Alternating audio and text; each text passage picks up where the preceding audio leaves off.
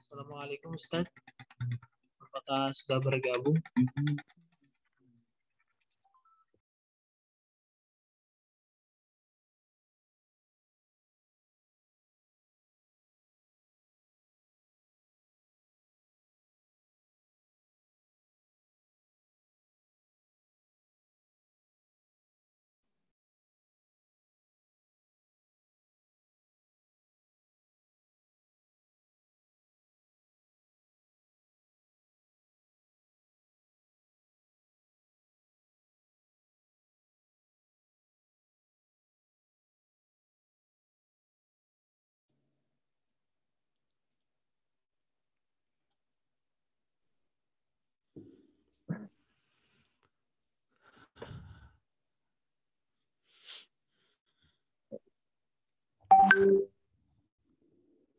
Alhamdulillah.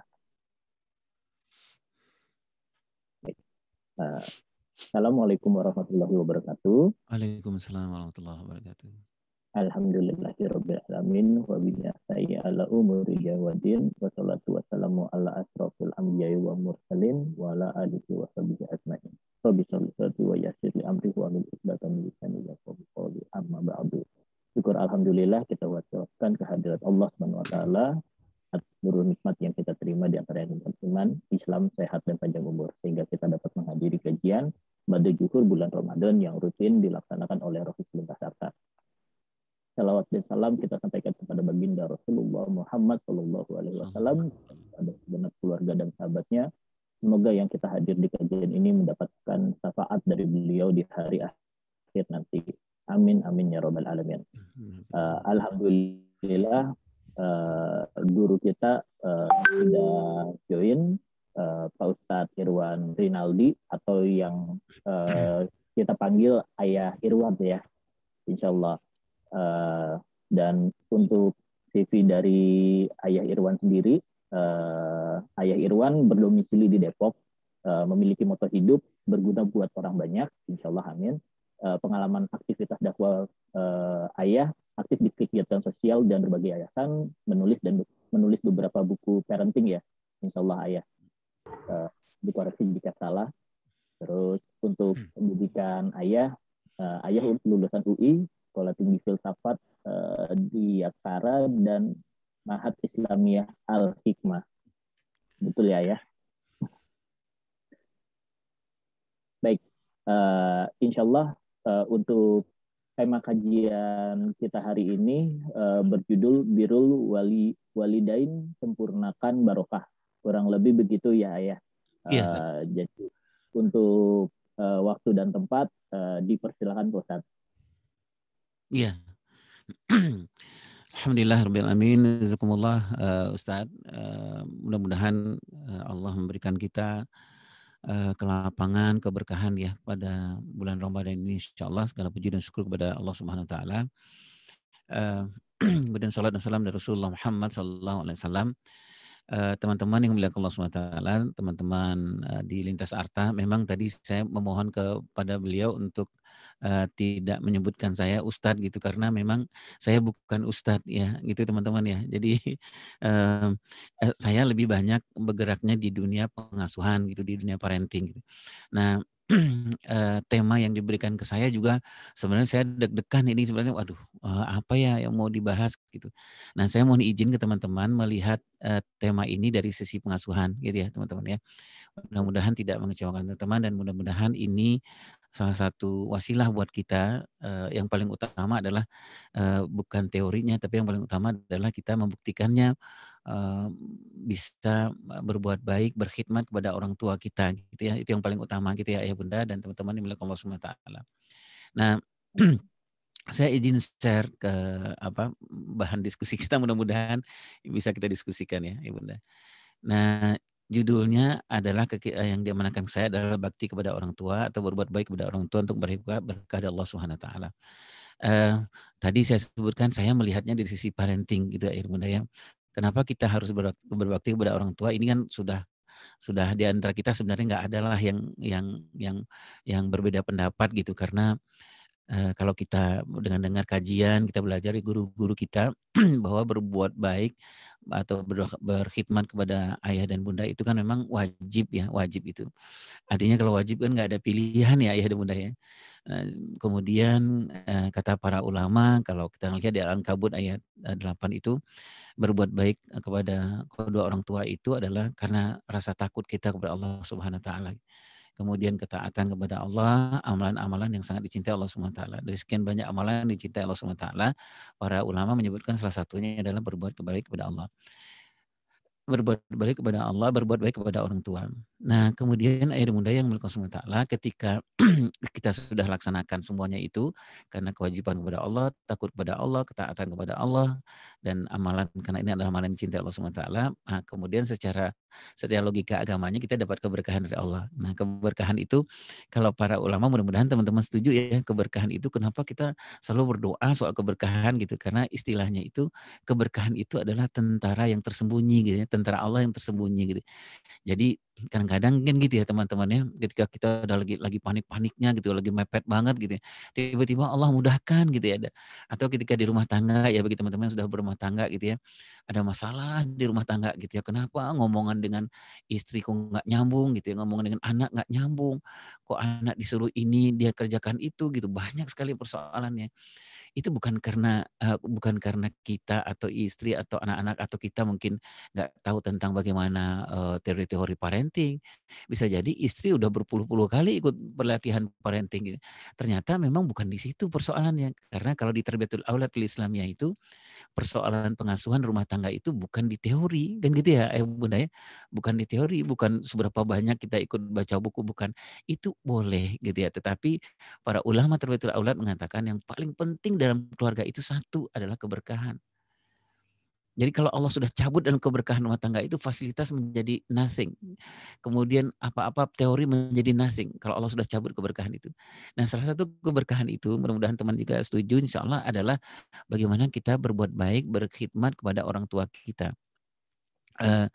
Ini kalau di dunia parenting ini banyak sekali penelitian-penelitian ini ayah dan bunda. Betapa banyak penelitian-penelitian di rumah tangga kita, di rumah tangga itu yang fasilitasnya lengkap, kemudian juga secara ini dia lengkap semuanya. Tetapi ternyata kenapa gitu, dalam rumah tangga itu suasana kering gitu. Kenapa mereka hubungan suami istri itu bukan berdasarkan apa ya, bahagia tapi bahagia yang dibuat-buat gitu ya ayah bunda ya. Kemudian ketika mengasuh anak-anak itu, sudah lengkap semuanya, makan nggak kurang, sekolah di tempat yang mahal gitu. Tapi kenapa setiap kita ngomong itu nggak nyambung ke anak kita gitu. Kenapa seolah-olah apa yang kita bicarakan, apa yang kita suruh itu anak-anak kita nggak mau gitu. Nah, beberapa penelitian di parenting menyebutkan yang ini, yang kita sedang bicarakan ini. Bukan karena kita nggak mengerti communication skill itu kita bukan nggak ngerti. Bukan kita nggak mengerti tentang parenting skill, bukan kita nggak ngerti tentang fathering skill gitu. Tetapi ketika kita bicara dengan anak kita, itu kenapa tertutup pintu hati anak kita? Kenapa lafaz kita ini nggak menjadi lancar gitu? Padahal udah ikut pelatihan komunikasi. Saya curhat nih ayah dan bunda ya. Sekitar 24 tahun yang lalu alhamdulillah di Indonesia ini adalah namanya Yayasan Parenting Buah Hati. Itu yayasan parenting pertama gitu. Dan saya mendirikannya lah bersama dengan guru saya Bu Eli Risman gitu.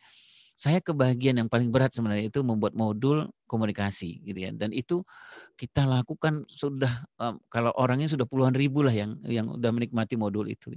Tetapi saya mengalaminya, kenapa di rumah tangga komunikasi nggak jalan dengan anak-anak nggak jalan gitu. Ternyata ayah dan bunda yang berkenan Allah Ta'ala, sekarang jawabannya di dunia parenting sekarang ini, berkembanglah apa yang disebut dengan positive parenting. Positive parenting itu kalau di kita namanya semacam parenting ilahiyah gitu ya. Parenting ilahiyah itu adalah kita dalam mengasuh anak itu yang pertama itu bukan parenting skill-nya dulu, tapi mengasuh anak itu adalah kita kembali melibatkan Allah dalam semua persoalan. Jadi dapatlah saya kesimpulan, kenapa saya ngomong dengan anak nggak lancar, anak-anak nggak ngerti, ngomong dengan istri juga banyak aktingnya gitu, banyak akting bahagianya. Satu, ayah bunda adalah karena ada beberapa keberkahan yang dicabut oleh Allah Subhanahu wa taala. Bisa jadi karena memang ketika saya dengan istri, ketika saya dengan teman-teman, itu saya hormatnya luar biasa. Bahasa kalau saya bertutur, saya pilih bahasa-bahasa yang baik gitu. Tetapi ketika saya berbicara dengan almarhumah, ibu saya, almarhumah bapak saya, itu sampai nyakitin dia gitu. Nah itu yang saya nggak sadari. nelpon jarang, berkabar jarang gitu. Itu yang saya nggak sadari. Ternyata gitu di dalam penelitian terakhir-terakhir ini itulah penyebab yang terutama gitu. Yang kemudian kita sebutkan sama-sama bahwa Allah cabut itu keberkahan. Jadi setiap kita ngomong dengan anak kita nggak ada keberkahan itu dalam komunikasi kita. Kenapa? Karena tentara Allah yang kita sebut dengan keberkahan itu nggak Allah sempatkan, nggak ada taruh di situ gitu. Dengan istri selalu banyak bukan apa ya, banyak nggak cocoknya jadinya gitu dalam komunikasi. Kenapa? Karena nggak ada keberkahan di situ. Nggak ada tentara Allah yang tersembunyi itu ada dalam komunikasi kita gitu. Nah, ya Bunda yang melakukan SWT, kita mudah-mudahan sudah sepakat nih ya, sudah sepakat bahwa salah satu yang memudahkan kita dalam rumah tangga, sepanjang pengalaman saya di dunia pengasuhan ya Bunda, salah satu yang memudahkan komunikasi, mengasuh anak, menghebatkan istri, salah satunya adalah memang berbuat baik kepada orang tua kita gitu. Nah, kenapa berbuat baik orang tua itu memudahkan kita dalam komunikasi adalah karena Allah memberikan berkah. Nah, sekarang semuanya itu kan kita mudah-mudahan kita sepakat gitu. Tapi saya cuma mengajak dari saya nih Ayah Bunda, mengajak teman-teman semua bahwa mari kita lihat dari sisi parentingnya. Kenapa kita harus berkhidmat kepada orang tua kita? Saya mengajak teman-teman melihat apa sih pekerjaan ayah kita dan bunda kita selama kita tumbuh di usia-usia yang terbaik gitu. Apa sih yang bekerjakan itu? Benar nggak sih berkalang tanam gitu pekerjaan? Benar nggak mengurai air mata gitu? Benarkah ada darah yang keluar? Benarkah bahwa beliau tuh nggak ada istirahatnya? Benarkah ayah kita itu bekerjanya sangat-sangat keras gitu, mengorbankan dirinya, mengorbankan banyak hal gitu. Nah, saya ingin mengajak teman-teman, mudah-mudahan ini bisa memberikan inspirasi ke kita bahwa Eee, secara secara logika pengasuhan kita memang nggak ada alasan tidak berbuat baik kepada orang tua kita gitu. Nah secara, syariahnya kan kita sudah setuju lah ya yang tadi kita bicarakan. Nah saya izin teman-teman yang mulia Allah Subhanahu wa taala. Ayah kita itu bekerja keras selama 18 tahun. Kenapa saya nyebutkan 18 tahun? Karena kita ini pertumbuhan kita ini, tumbuh kembang kita ini, baik fisik yang kita sebut dengan pertumbuhan atau non fisik yang disebut dengan perkembangan ya. Sepanjang hidup kita itu sangat tergantung di namanya golden period di umur 18 tahun sebenarnya. Dan ini disetujui ya secara parenting Islamiyah, secara parenting modern ini disetujui. Jadi bapak dan ibu kita itu bekerja keras menjadikan kita seperti ini, itu basicnya ada di umur dari pembuahan sampai umur 18 tahun. Itu basicnya. Bekerja kerasnya itu yang saya sebutkan tadi itu, nggak tidur gitu. Kenapa nggak tidur? Karena ada di usia 0 sampai 7 tahun itu, di usia 0 sampai 3 tahun itu memang nggak bisa tidur gitu. Kalau tidur gitu misalnya apakah menyusuin anak, apakah banyak hal lagi yang memang karena Allah mentakdirkan emang masa itu yang terbaik. Kalau nggak dikerjakan masa itu, anaknya bakal hancur di masa depan gitu. Jadi memang kenapa ibu kita berusaha untuk bangun malam-malam gitu ketika kita bayi gitu. Kenapa ibu kita ketika kita bayi terus kita nangis, beliau nggak mengatakan diam diam diam enggak gitu. Ketika di tengah kelelahannya beliau masih mengatakan, ya Allah ya Karimna, anak soleh. Kenapa harus mengatakan anak soleh itu? Karena itu momen gitu. Seharusnya kelelahannya luar biasa. Kemarin dia nggak tidur kok. Sekarang kita menangis lagi gitu. Kenapa dia mengatakan harusnya dia mengatakan kenapa sih kamu gitu ya. Kenapa dia berusaha untuk melemah-lemahkan lidahnya, berusaha untuk menahan air, menahan kantuknya, berusaha untuk menahan deritanya, dia mengatakan, "Ya Allah, anak soleh mama, anak soleh bunda." Gitu. Karena memang Allah mentakdirkan anaknya di umur itu nggak boleh ada pendengaran yang buruk yang didengar anak-anaknya, gitu ya. Kalau buruk didengar anak-anaknya, nanti nanti ibu bapak kita juga akan ketika kita umur 15 tahun ke atas, nanti apa-apa yang ada di umur 7 tahun itu ada di umur 15 tahun ke atas. Itulah sebabnya kenapa mereka bekerja keras untuk 0 sampai 7 tahun. Jadi, ayo Bunda saya ingin menyampaikan bahwa dengan mungkin mudah-mudahan dengan mengingat seperti ini, kita nggak lagi gitu, "Ya Allah ya Karim." Gitu ya. Kalau misalnya nelpon ada ibu kita nelpon tengah malam gitu, mungkin kita nggak akan menjawab gitu, "Ma besok pagi ya Ma, aku besok rapat nih takut ngantuk." Mungkin nggak akan jawab gitu. Karena dia begadang lebih dari itu ketika di umur kita 0 sampai 3 tahun gitu. Untuk apa itu? Untuk menjaga profil kita sekarang ini yang sudah menjadi pegawai, punya penghasilan, punya kedudukan gitu. Itu bukan sekarang. Hasilnya kita lihat itu bekerja kerasnya dia di umur 0 sampai 7 tahun, 0 sampai 6 tahun. Nah, 0 sampai dari pembuahan itu kalau Rasulullah SAW menyebutkan dari pembuahan itu sampai umur 7 tahun itu kita menyebutnya masa paling baik. Masa paling baik itu ayah bunda nggak ada masa terbaik anak manusia itu sepanjang hidup manusia itu kecuali di umur 0 sampai 7 tahun. Nah itulah sebabnya kenapa ayah kita, kalau saya karena saya orang kampung, ayah tuh nyari uang tuh habis-habisan. Bertani ke sana, menjadi buruh di sana, di sini gitu.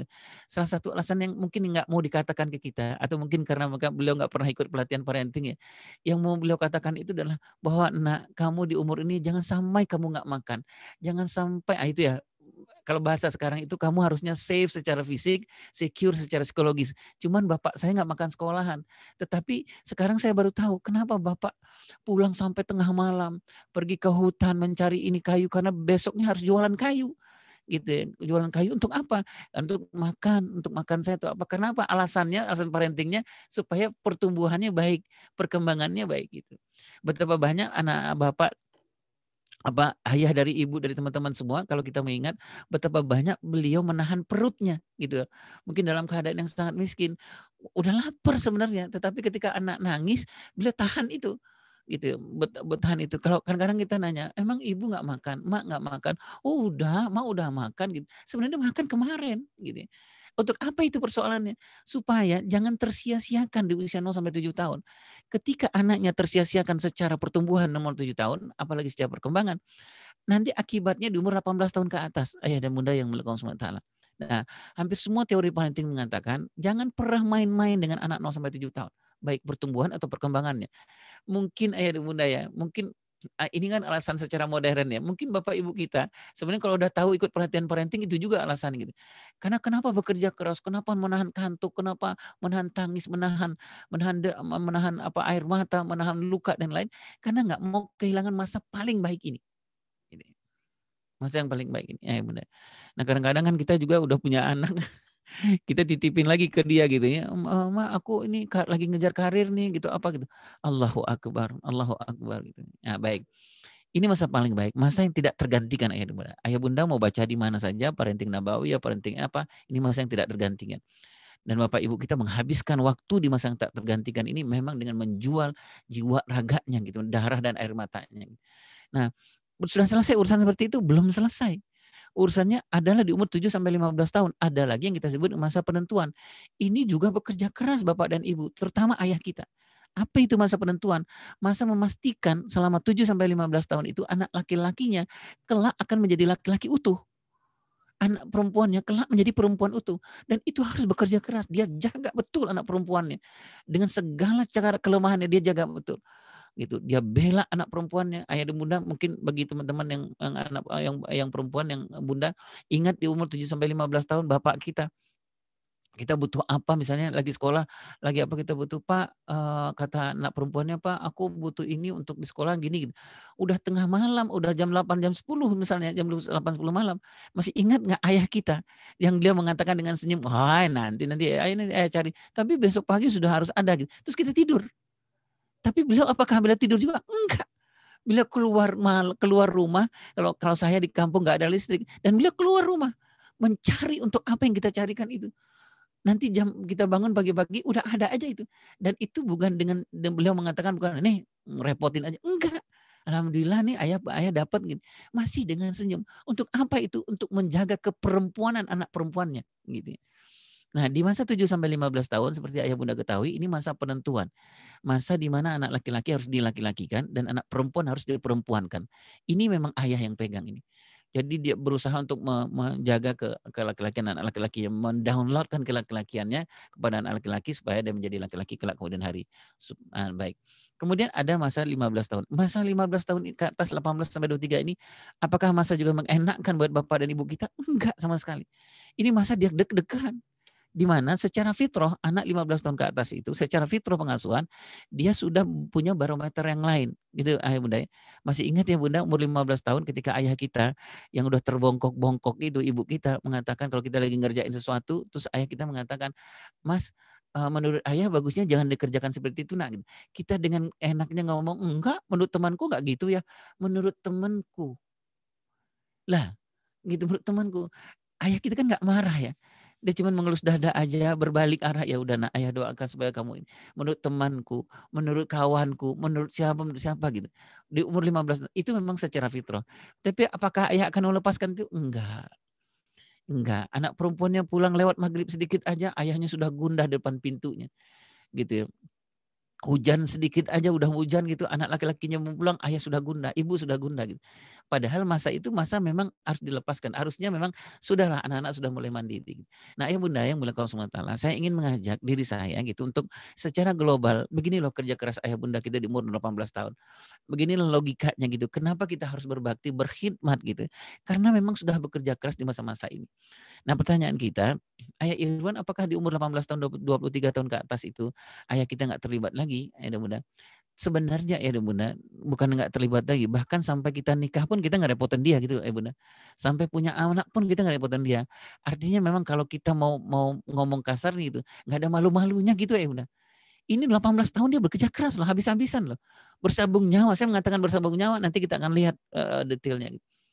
Nah, cuman memang anak-anak manusia yang tadi saya sebutkan itu, pertumbuhan perkembangan itu Allah optimalkan di umur 18 tahun. Nah, di atas 18 tahun ke atas itu tinggal pengulangan-pengulangan.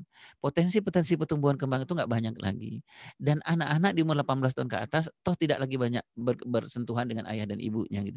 Tapi yang paling penting itu ada di umur 18 tahun. Nah, saya izin Pak Ustadz dan teman-teman semua untuk melihat detail sedikit gitu ya. Inilah yang kerjakan oleh ayah bunda kita di umur 18 tahun. Inilah yang saya sebutkan tadi itu. Ini bukan pekerjaan yang ringan gitu ya. Yang nggak mampu kita untuk membalas lah gitu ya. Ini kan 3 tahap nih. Belum lagi di tahap kalau kita udah punya anak titip lagi ke dia gitu ya. Nah, ada lagi tahap tertentu gitu yang kita akan bebankan ke dia gitu. Ini aja kita udah nggak mampu bayar ini. 18 tahun itu nggak mampu bayar ini. Gitu. Kita dengan tanpa malu tambah titip lagi. Jangan-jangan kadang-kadang nggak 1, 2 anak yang kita titipin, bahkan 3 kita titipin. Nah, baik. Nah, kita lihat sekarang bunda. Ini mudah-mudahan ini mengingatkan kita di bulan Ramadan ini kita bermuhasabah, kita ya Allah ya Karim zolim benar kita selama ini ternyata gitu ya. Nah, ayah, di masa yang tadi saya sebut 0 sampai 7 tahun itu ada 2 masa. Di masa pembuahan sampai masa 2 tahun, masa bayi. Nah, kemudian ada masa 2 sampai 7 tahun. Ini adalah masa memang yang tidak tergantikan. Semua mau alim mau ulama mengatakan ini nggak tergantikan. Terutama di masa pembuahan sampai masa 2 tahun. Gitu. Masa di mana yang kalau kita melihat di dalam Al-Quran itu Allah menyampaikan wallahu akhraja min butuni ummahatikum la ta'lamun syai'a wa ja'alakum sam'a wal absara wal afida. Ini masa di mana ayah dan ibu nggak boleh bermain-main dengan 3 hal paling penting. Nggak boleh bermain-main dengan pendengaran anak bayi, nggak boleh main-main dengan penglihatan anak bayi, nggak boleh bermain-main dengan hati nurani anak bayi.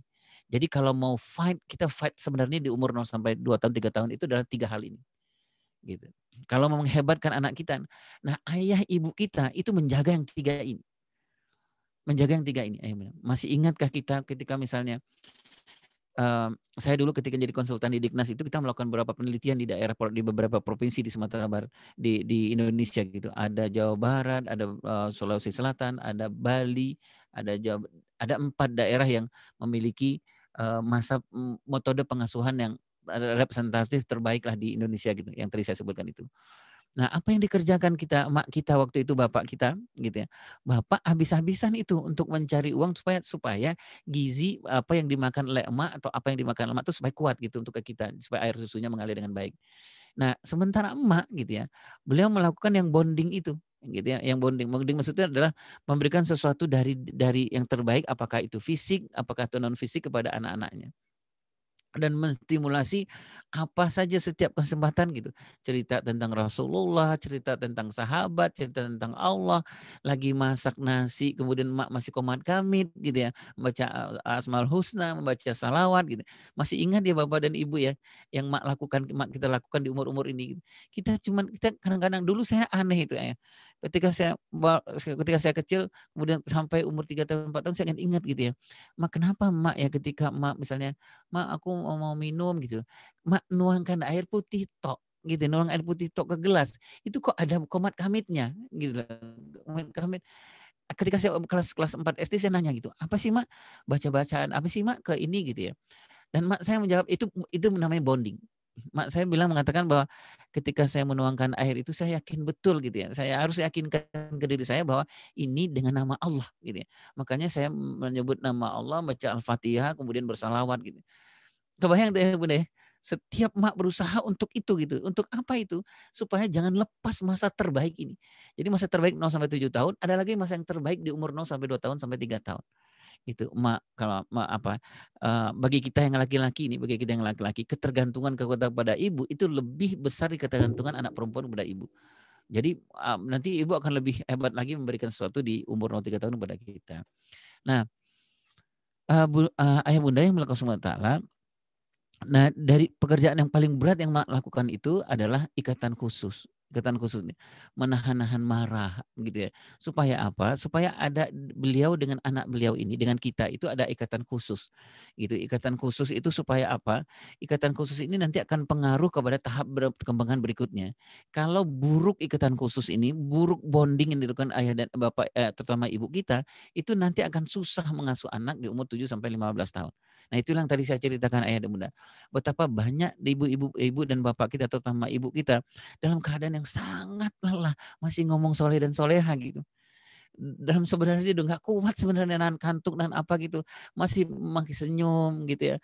Dalam marah yang luar biasa, soleh, Allahu Akbar, gitu. Sampai itu yang ditahan. Kenapa? Karena dia takut dengan 3 firman yang Allah sebutkan tadi itu. Dia takut ada pendengaran yang buruk disimpan oleh anaknya. Dia takut dengan penglihatan yang buruk di scanning oleh anaknya. Dan dia takut mendapatkan sentuhan itu nurani yang nggak buruk dari ibu, dari ayah gitu. Terutama memang ibu. Ini umur ibu nih, di umur sampai 7 tahun. Jadi kebayang tuh ayah bunda ya. Nah, di umur 7 sampai 15 tahun nanti kita bagi 2 lagi. Ada masa tamyiz, masa balik. Nah, ini masanya ayah ini. Ayah bekerja keras luar biasa. Apa yang dikerja keraskan itu adalah mensimulasikan bagaimana menjadi laki-laki, gitu ya. Bagaimana jadi perempuan. Itu ayah yang memimpin gitu. Nah, selama 7 sampai 15 tahun.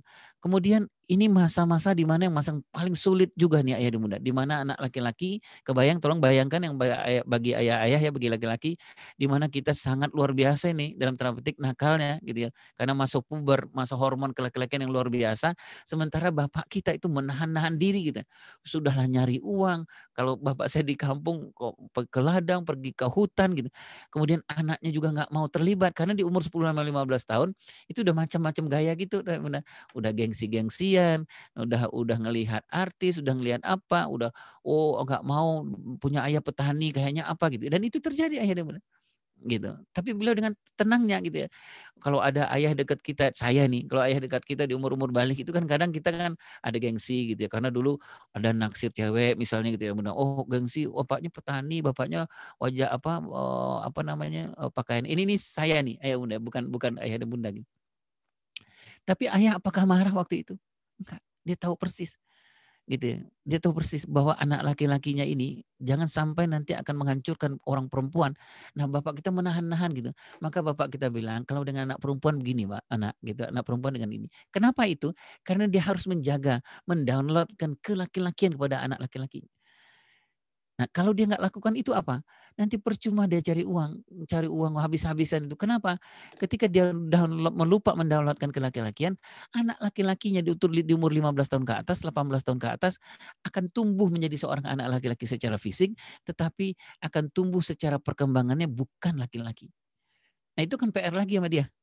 Iya, bunda ya, ayah ya, sudah anak laki-lakinya menikah, kemudian nikah dengan anak perempuan, kemudian mantunya baru nikah sebulan, mantunya udah nelpon ke dia, ke bapak kita, gitu.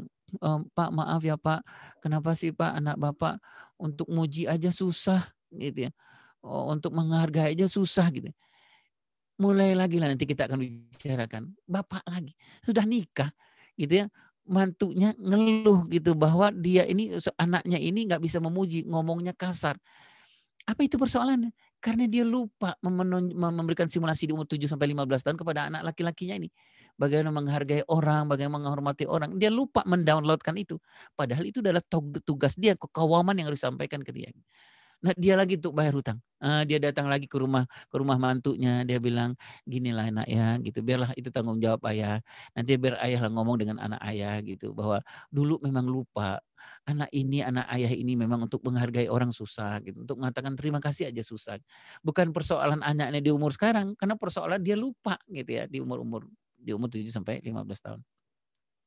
Nah, nanti di umur 13-15 tahun sampai 23 tahun, nah ini juga masa yang sangat luar biasa di mana tadi saya sebutkan itu ayah dan bunda itu sudah tidak menjadi nomor satu lagi bagi anak-anak 15 tahun ke atas, tetapi ini menjadi deg-degan bagi dia gitu ya. Karena sudah bergaul dengan banyak orang, akhirnya juga kadang-kadang nggak tidur gitu. Kadang kan oh, ini udah nggak pulang, jam 8, jam 10 kok nggak pulang gitu. Nelfon kemana gitu. Baik, Bunda. Kita lihat sedikit satu-satu ya. Inilah yang paling berat yang dilakukan oleh ayah ibu kita di umur sampai 7 tahun. Lagi-lagi saya hanya mengajak Bunda dengan kesederhanaan ilmu yang saya punya, saya mengajak bahwa ini loh yang kita nggak sebayar ke ini. Jadi apa namanya naif lah rasanya kalau kita sudah tahu pengorbanan apa aja yang dilakukan ayah bunda kita untuk kita tidak nelpon, kita tidak menghargai beliau, kita tidak mendoakan beliau. Kenapa dalam waktu sudah hampir 3 hari, 4, 5 hari ini lupa kita menyebutkan nama beliau dalam doa kita. Lupa kita mengeluarkan air mata kita dalam mendoakan gitu. Mudah-mudahan ini bisa mengeluarkan air mata kita dalam berdoa gitu. Bahwa ya Allah ya Karim, ketika waktu saya kecil, ternyata inilah yang dilakukan ayah dan bunda kita. Nah, di umur 0 sampai 7 tahun itu kalau kita ngelihat seperti Bunda Hajar ya Bunda ya. Yang pertama itu terutama ibu ini. Ini umur ibu ya. Ada 3 pengorbanan yang luar biasa yang kalau kita lihat ke hadisnya itu ibu gitu ya. Apa itu waktu hamil? Waktu hamil itu disebutkan juga di dalam Tarbiyatul Aulad fil Islamiyah itu adalah pekerjaan yang paling berat. Gitu ya teman-teman ya. Ayah dan bunda ya, pekerjaan yang paling berat. Bayangkan ya, paling berat itu secara fisik aja udah berapa kilo sih gitu ya. Coba misalnya saya dulu pernah nyoba ya teman-teman ya. Seberat apa sih? Saya ambil melon gitu teman-teman ya. Semangka ya, semangka. Semangka saya masukkan ke dalam ke dalam di depan gitu ke dalam kaos saya gitu dan terus tidur. Ya Allah, bangunnya aja susahnya luar biasa. Kemudian turun tangga luar biasa, itu pekerjaan yang luar biasa gitu. Kemudian melahirkan, sudah sama tahu ya, dan kemudian menyusui. Nah, ayah dan bunda yang dilakukan Allah Subhanahu wa taala ini adalah pekerjaan yang secara fisik dan secara psikologis emang nggak bisa tergantikan memang gitu ya. Nah, misalnya apa? Ketika hamil itu tidak hanya ibu kita tidak hanya menjaga secara fisik pertumbuhan kita, tapi kan juga menjaga ya. Ibu yang baik kan pasti dia menjaga gitu bahwa apa ya ucapannya, dia harus membaca Al-Qur'an, dia harus membaca sirah dan lain-lain. Kemudian yang kedua, yang pekerjaan paling berat dari ibu kita di usia 0 sampai 7 tahun itu adalah bonding. Nah, bonding itu kalau kita dalam pengasuhan itu seperti yang ayah bunda ketahui, bonding itu kan bagaimana sikap kita terhadap anak kita. Nah, bagaimana sikap kita terhadap anak kita itu akan terlihat nanti anak kita akan membalasnya dengan apa yang disebut dengan attachment. Nah, attachment itu nanti kita ngelihat misalnya anak kita SD gitu ya. Kenapa anak kita kok sama kita berangasan gitu. Suka ngelawan gitu ya. Oh enggak apa gitu. Ini persoalannya karena bonding kita buruk sama dia. Nah, bonding itu kapan yang terbaiknya? Itu ada di umur 3 tahun dan 4 tahun. Jadi ibu yang baik bondingnya gitu, ayah bunda. Ini bukan bonding itu nggak ada hubungannya dengan ini ya bunda ya. Ayah bunda dengan apakah dia pernah ikut pelatihan apa enggak gitu. Bonding itu memang ada sesuatu yang fitrah yang kita kuatkan. Ada sesuatu yang Allah berikan kepada orang perempuan dan kemudian orang perempuan itu menyadarinya dan itu menghebatkan. Apa misalnya fitrah tender love gitu ya bunda. Fitrah berkasih sayang gitu. Dan dia latih betul gitu bahwa kelembutan hatinya dia latih apakah dia mungkin merutinkan membaca Asmaul Husna atau beristighfar gitu untuk apa itu supaya bondingnya kuat. Nah, bonding inilah yang saya sebutkan tadi itu ya Bunda. Anak-anaknya udah sering teriak-teriak gitu, tapi ibu kita masih ngomong aja, soleh, soleha gitu. Harusnya dia udah bilang, aduh capek banget nih gitu ya. Kamu ya Allah gitu ya. Nah, yang lebih hebatnya di usia-usia bonding ini, 0 sampai usia bayi selesai itu memang anak-anak kita kecenderungan kepada ayahnya nggak terlalu kuat gitu. Jadi memang ibu gitu, terutama buat anak laki-laki. Apalagi pekerjaan ibu yang paling berat itu adalah menjaga tiga yang paling potensial itu yang tadi saya sebutkan itu Allah memberikan isyarat waja'alakum sam'a wal absar wal afidah. Bayangkan bunda kita menjaga pendengaran kita. Karena pendengaran di saat itu yang seperti ayah bunda ketahui itu 5.000 kata per hari itu bisa masuk. Kalau ibunya yang nggak peduli gitu ya mudah mungkin dia akan memasukkan apa saja. Ya TV lah, ya apalah, apa perkataan yang buruk gitu. Itu akan disimpan oleh anak kita dan lama menyimpan itu 10 tahun. Tapi ibu kita bekerja keras. gitu ya Bunda ya, bekerja keras untuk menjaga pendengaran gitu ya, misalnya kebayang ya misalnya tinggal di tempat yang misalnya yang rapat gitu ya, tiba-tiba tetangga punyain suara musik dangdut dan lain, tapi ibu kita berjuang gitu ya untuk masih ingatlah teman-temannya ketika dia gendong kita, beliau menggendong kita baca selawat ya, sehabis-habisnya selawat lah gitu, karena memang berusaha untuk tidak pendengaran kita ini terpengaruh oleh yang lain. Nah, 3 potensi ini ayah dan bunda yang mulia SWT itu yang terbaik tadi saya sebutkan itu di masa-masa pembuahan sampai 4,5 tahun sampai 5 tahun. Kemudian apalagi tugas ibu kita ini? Adalah membuat 5 fondasi untuk masa depan. Ini memang ibu yang melakukan. Apa 5 fondasi itu? Fondasi spiritual. Itu ibu memang. Melakukan mothering itu. Adanya di umur sampai 7 tahun. Pendekatan intelektual itu ibu. Gitu. Pendekatan emosional, pendekatan sosial, dan pendekatan fisikal. Fondasi maksudnya. Fondasi spiritual, fondasi emosional, fondasi intelektual, sosial, dan fisikal. Dan itu kan bukan pekerjaan mudah. Karena apa? Ayah dan bunda yang mulia Allah nggak tertanamkan 5 fondasi ini di umur 7 tahun, nanti bermasalah di umur-umur berikutnya, terutama di umur 15 tahun berikutnya.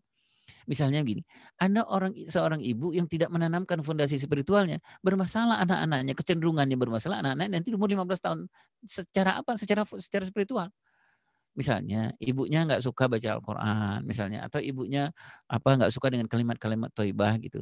Nah persoalannya kapan itu akan terlihatnya? Terlihatnya nanti ketika di umur di atas 12-13 tahun ke atas. Sama dengan yang lain, mudah-mudahan seperti fondasi intelektual, emosional, dan lain-lain. Baik. Udah habis waktu kita.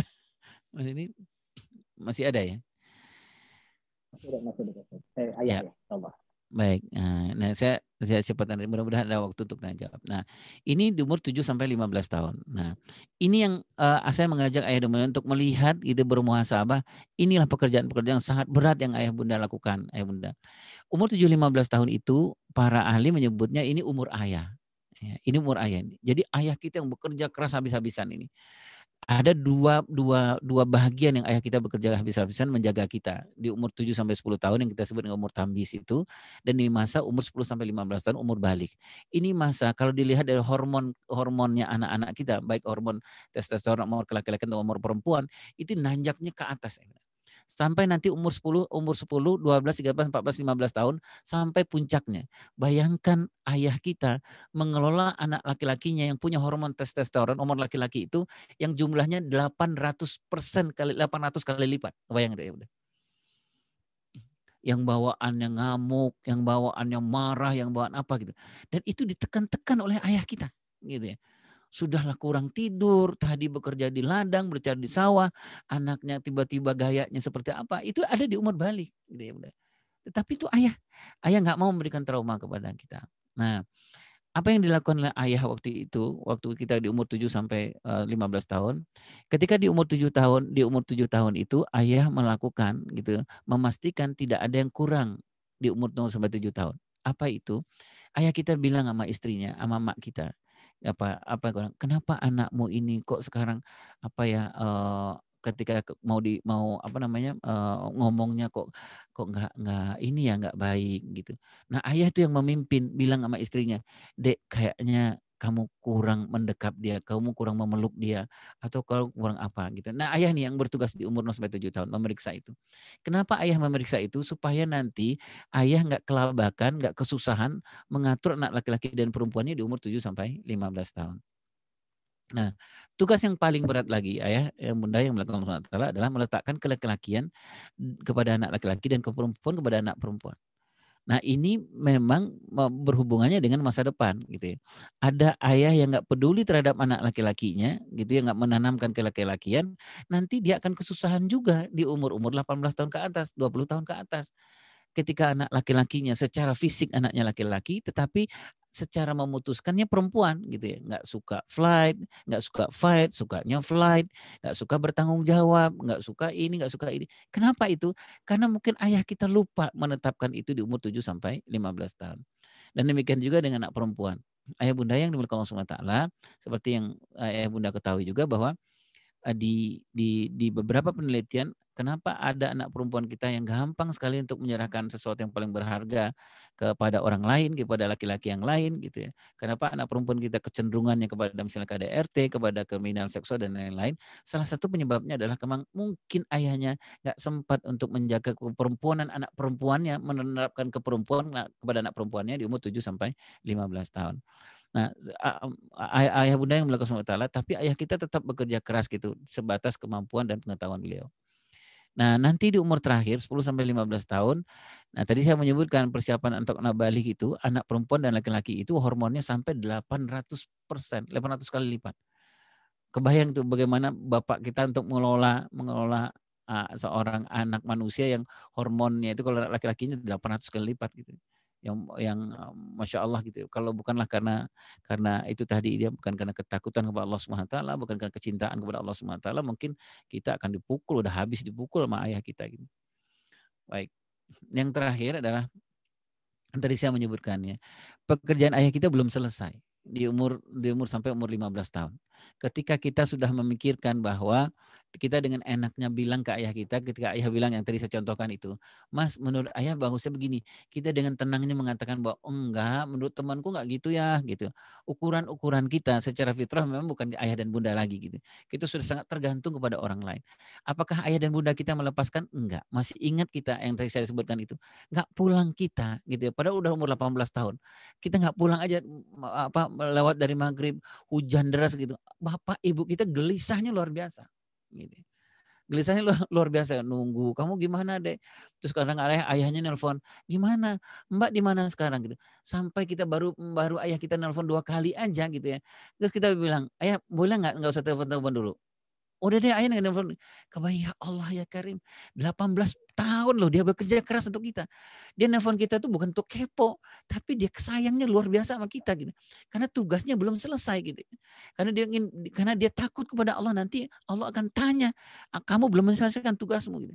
Tapi kita gitu. Ini curhat saya gitu ya bunda. Kita dengan anaknya ngomong gitu ya. Maaf nih. Ma jangan telepon-telepon bisa nggak? Ini lagi rapat nih. Lagi rapat. Bisa nggak? Nelfonnya ntar aja deh. Gitu. Ya Allah, gitu ya orang kata Allah aja jangan ngomong aja gitu.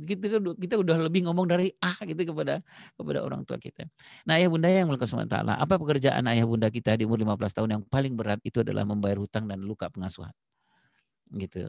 Jadi kalau utang dan luka pengasuhan itu apa? Adalah misalnya begini, saya di umur saya sekarang ini misalnya saya orangnya kalau ditanya sama orang kenal nggak sama Ayah Irwan? Oh kenal. Ayah Irwan yang orangnya nggak suka fight ya, sukanya flight. Itu kepribadian saya. Itu namanya hutang pengasuhan gitu. Nah, jadi saya nanti dikenal orang itu adalah orang yang tidak suka flight tapi sukanya fight. Orang yang tidak suka fight tapi sukanya flight. Itu yang membayar hutang itu siapa? Ayah kita juga gitu, ibu kita juga gitu. Karena apa? Laporan-laporan ada ke dia terus gitu. Punya mantu ngelapor gitu. Kenapa sih anak ibu begini gitu. Siapa urusannya? Apakah Pak Lurah urusannya? Enggak, dia juga. Di saat dia sudah mau istirahat, di saat dia harus melempengkan kakinya, capeknya luar biasa 18 tahun untuk bekerja untuk kita, masih juga ada gitu ya. Nah, belum lagi titipan-titipan anak kepada ibu kita gitu ya. Belum nanti kalau udah kita titipkan, anak kita juga bermasalah sedikit, yang menjadi korban dia juga. Ayah kenapa sih anak dibiarin makan permen gitu? Ya Allah ya Karim. Gitu. Nah mungkin gitu ayah bunda yang melakukan SWT. Lalu apa yang harus kita lakukan? Ini dari sisi parenting ya. Dengan sebegitu luar biasanya pekerjaan, pengorbanan ayah bunda untuk membesarkan kita, gitu ya. Tadi kita melihat sedikit dari umur 0 sampai 7 tahun apa yang dilakukan, 8, 7 sampai 15 dan selanjutnya apa yang harus kita lakukan. Kalau saya berpikirnya cuma 2 ini ayah bunda. Kalau ayah bunda kita lagi hidup jangan sia-siakan. Gitu. Kalau masih hidup jangan sia-siakan menurut saya. Nggak mampu kita untuk membayar 18 tahun, minimal 18 tahun pekerjaan beliau itu nggak mampu kita membayar. Jangankan 18 tahun, nggak mampu kita membayar pekerjaan ibu kita ketika kita berumur 0 sampai 2,5 tahun, 0 sampai 3 tahun. Itu nggak mampu kita membayar gitu. Jadi kalau menurut saya nasihat buat diri saya adalah jangan sia-siakan mereka selagi hidup. Dan kalau beliau udah wafat gitu ya, soleh dan solehalah gitu. Karena itulah yang akan memudahkan beliau nanti di alam kubur beliau. Itulah semua yang kita amal anak soleh mudah-mudahan nanti akan memudahkan beliau dalam yaumul hisab, memudahkan beliau di alam kubur beliau insyaallah. Ayah bunda sangat sederhana sekali, itulah yang mampu saya sampaikan kepada ayah dan bunda. kenapa kita harus berbakti, berkhidmat kepada orang tua kita adalah karena memang orang tua kita kalau lihat di sisi parentingnya mengerjakan sesuatu yang aduh udah nggak mampu lah, udah speechless lah gitu ya. Mudah-mudahan ayah bunda dengan hal semacam ini bisa bermuhasabah, kita bisa bermuhasabah di bulan Ramadan ini rasa-rasanya kalau ada yang terlewat, ada yang kita omongan kita atau sikap kita, mudah-mudahan Allah mengampuni kita. Wallahu a'lam bishawab. Assalamualaikum warahmatullahi wabarakatuh. Waalaikumsalam warahmatullahi wabarakatuh. Terima kasih banyak untuk sharingnya, dan ini juga menjadi kebetulan saya juga punya anak, alhamdulillah, dan kayaknya harus banyak belajar nih sama ayah karena ya alhamdulillah saat ini sih alhamdulillah saat ini karena pandemik jadi kita masih bisa monitor di rumah karena pekerjaan juga bisa dilakukan dari rumah. Nah, cuma kalau nanti sudah kembali normal, itu yang harus jadi banyak dipikirkan lagi sih. Nah, untuk teman-teman yang lain, jika ada yang ingin bertanya, boleh langsung di-unmute atau ditulis di chat, nanti biar saya bacakan. Nah, tapi sebelum itu mungkin saya yang mulai pertanyaan dulu kali ayah. Pertanyaannya sih gini sih ayah. Kita udah kembali bekerja normal nih, mau nggak mau, karena di rumah itu saya tidak punya pengasuh, jadi kemungkinan besar anak akan dititip di daycare. Nah, kalau misalkan seperti itu, ada nggak sih ayah kisi-kisi atau tips-tipsnya, karena kan saat di daycare kita nggak bisa monitoring anak ini berbicara apa aja, atau pengasuh di sana itu ngomongnya apa aja. Berarti kan kita kayak harus menetralisir pas kita sampai rumah. Nah, ada nggak sih tips-tipsnya atau triknya? Kurang lebih seperti itu. Iya. Ya, Ustaz.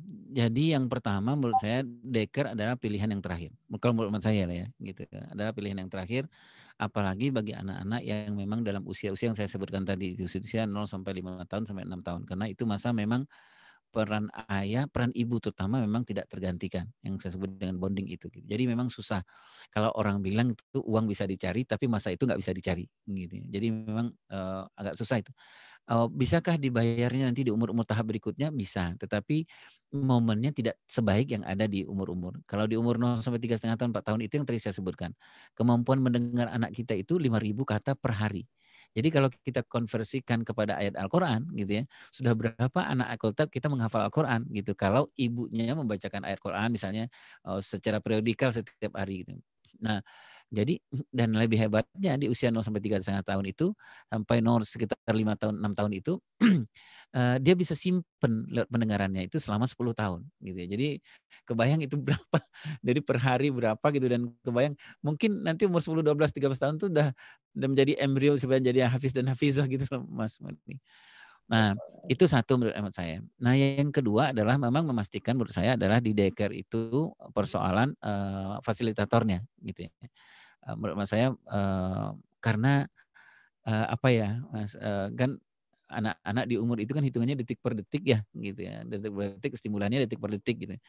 Kalau Allah takdirkan gitu yang masuk dari fasilitator itu ada ucapan-ucapan yang nggak baik itu memang akan masuk gitu loh, akan masuk. Nah, apalagi gitu ya, apalagi di nanti yang kiat yang ketiga kita nggak melakukannya gitu. Nah, yang pertama yang kiat yang kedua dulu, Mas. Kiat yang kedua itu adalah memastikan menurut amat saya kesepakatan. Nah, dengan fasilitator gitu ya. Menurut saya sederhananya gini loh, Mas. Fasilitator yang ada di daycare itu menurut saya setidak-tidaknya memenuhi yang 3 ini gitu ya. Setidak-tidaknya nih Mas, misalnya baca Al-Qur'annya nggak terbata-bata. Menurut saya gitu Mas ya.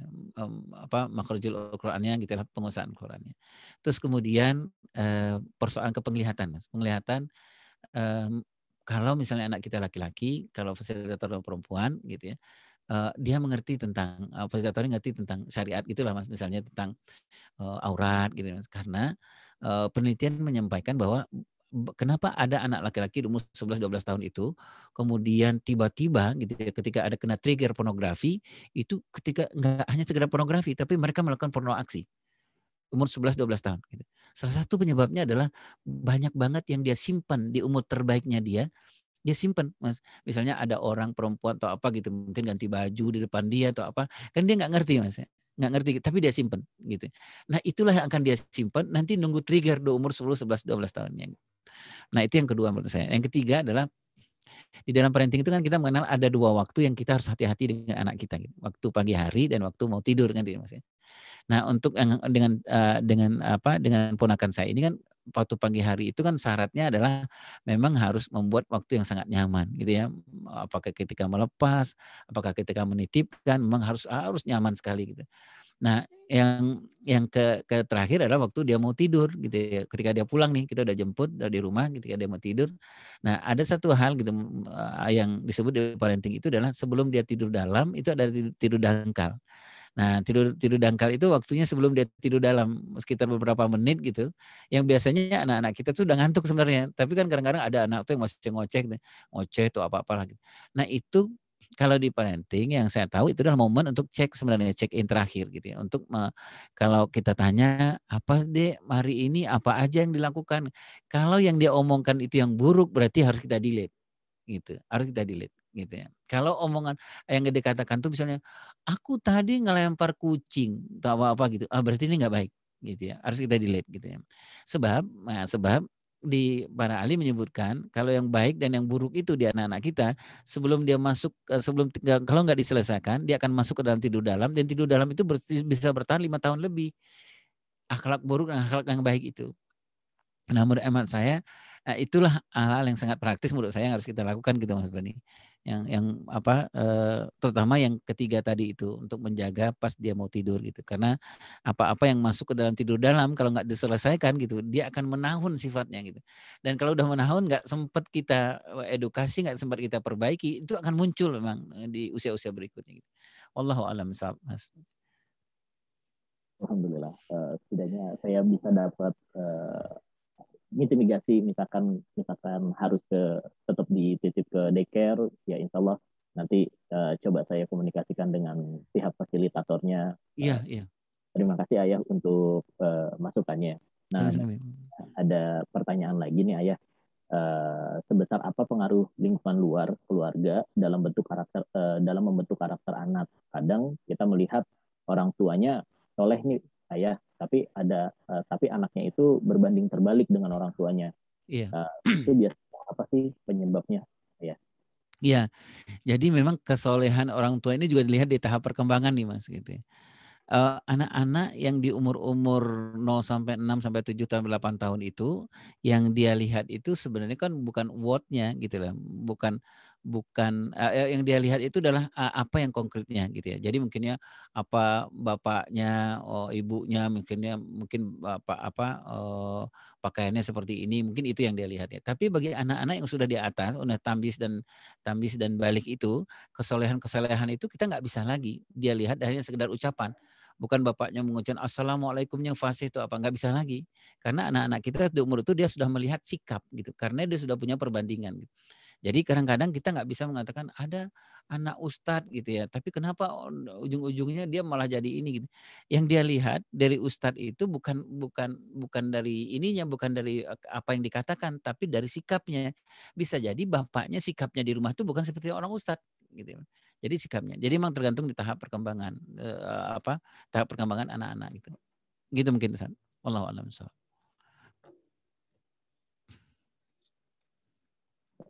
Ya, terima kasih Ayah untuk penjelasannya. Mungkin dari teman-teman yang lain ada yang mau bertanya lagi, silakan. Mumpung ada Ayah nih, ya insya Allah bisa dijawab atau minimal kita mendapat kisi-kisinya, insya Allah. Oke, kita tunggu dari yang lain-lain. Mungkin jika ada yang masih mau bertanya, monggo bisa ditulis di chat atau langsung di unmute, nggak apa-apa.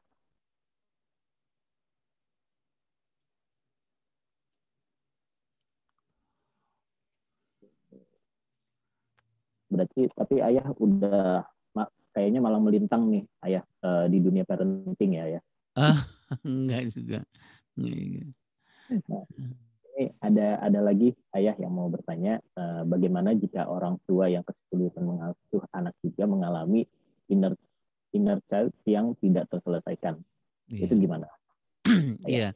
Jadi kalau saya ada dua hal nih, Mas. Yang pertama itu adalah apakah itu hutang bentuknya atau luka bentuknya. Kalau hutang mungkin agak lebih lebih, bukan saya mengatakan gampang ya, tapi agak lebih gampang menyelesaikannya daripada luka pengasuhan. Gitu ya. Tapi dua-duanya memang harus diselesaikan. Kalau secara konsep Islam, awalnya harusnya memang di 5 tahun awal pernikahan, masing-masing suami istri itu memang harus sudah terbuka gitu untuk mengatakan bahwa hunna libasul lakum wa antum libasul lahunna gitu. Aku membawa utang pengasuhan dan kamulah yang Allah takdirkan menemani aku untuk membayar hutang pengasuhan itu bersama-sama. Nah, kalau di 5 tahun awal pernikahan ini yang jadi persoalan, jadi tantangan itu adalah kedua orang suami istri ini nggak terbuka dengan hutang pengasuhan. Jadi melupakan aja gitu. Padahal itu 5 tahun awal pernikahan kalau utang pengasuhan itu tidak terminimalkan, itu berdampaknya ke 5 tahun berikutnya. Dampak yang paling berat itu adalah kepada anak. Karena ketika anak ada, terutama 0 sampai 7 tahun, anak itu akan memfotokopi, mengcopy paste apa utang pengasuhan dari ayahnya, apa utang pengasuhan dari ibunya. Makanya ada orang mengatakan, begitu ayah, begitulah anaknya, terutama di umur 7 tahun. Begitu ibu, begitulah anaknya. Apa itu sebenarnya? Anaknya fotokopi. Ayahnya nggak suka ngamuk, anaknya akan suka ngamuk. Anaknya ayah ibunya sebagai anaknya akan memfotokopi. Terutama di umur 0 sampai 7 tahun. Jadi kalau saya berpikirannya adalah bagi teman-teman yang masih di umur 05 tahun pernikahan, namun saya ini harus diselesaikan, di-puzzling lah gitu. Minimal masing-masing kita tahu tentang bahwa ada utang pengasuhan yang kita bawa. Nah, kalau yang jadi persoalan adalah ini sudah lewat lah gitu ya, Ustadz ya, sudah lewat, kemudian bagaimana dengan hutang dan luka pengasuhan ini. Kalau saya sih nggak ada pilihan lain, memang harus dibayar gitu ya. Kalaulah hutang, selesaikan aja misalnya begini, kalau hutang itu menyelesaikannya gimana gitu. Bilang sama pasangan kita, "Nih aku nih orangnya nggak suka bertanggung jawab." Nah, cara menyelesaikan hutang gimana? Nggak usah diceramahi. Istri kalau suami nggak bertanggung jawab, ya nggak usah diceramahi gitu. Caranya gimana? Caranya ketika dia nggak bertanggung jawab, suami bilang, "Bang," gitu ya, diingatkan. Jangan bilang, abang nggak bisa lari dari persoalan ini. Harus kita selesaikan sama-sama. Kata ahli 21 kali sampai 40 kali kita lakukan rutin ini, mudah-mudahan yang utang pengasuhan ini bisa terbayar gitu, walaupun secara nggak optimal gitu.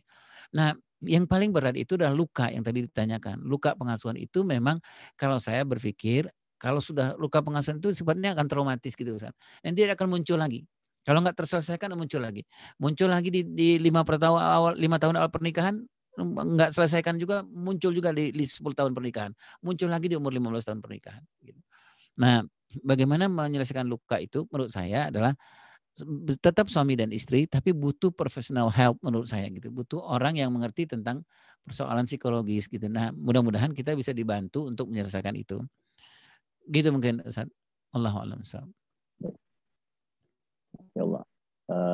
Terus ini ditambah lagi nih ayah, apakah seorang anak memiliki tanggung jawab menyembuhkan orang tuanya atau cukup sampai mengambil pelajaran aja dari yang tadi inner child ini?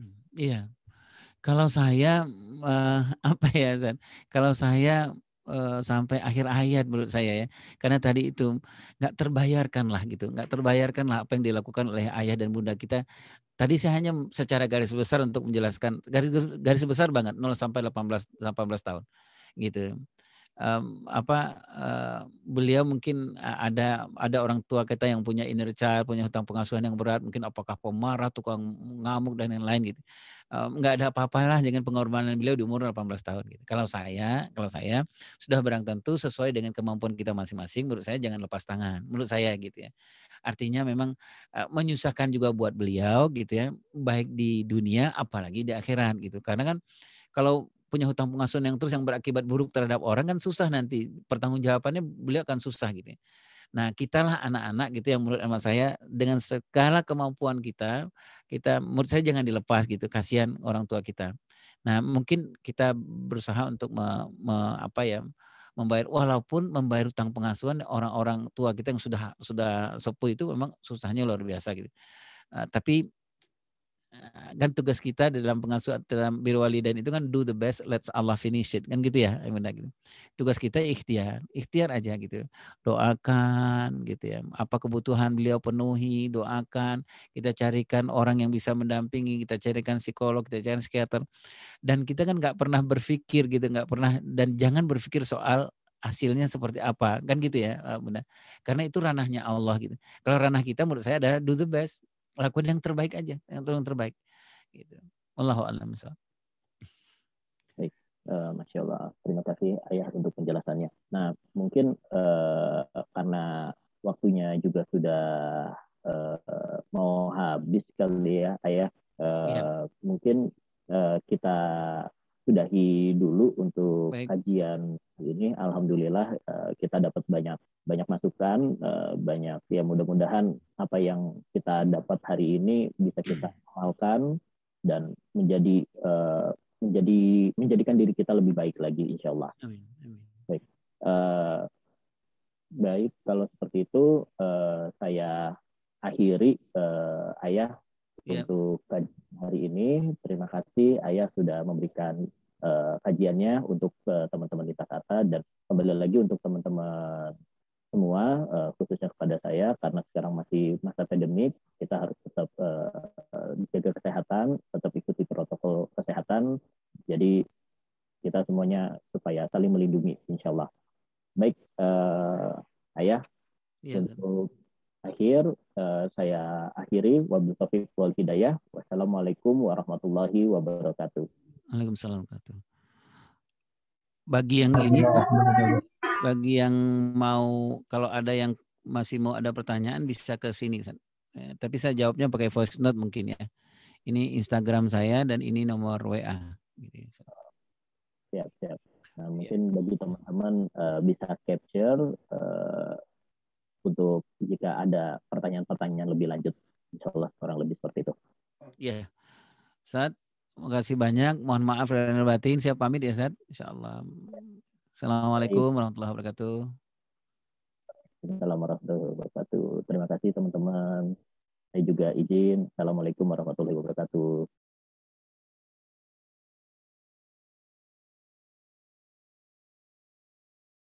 Waalaikumsalam. Waalaikumsalam.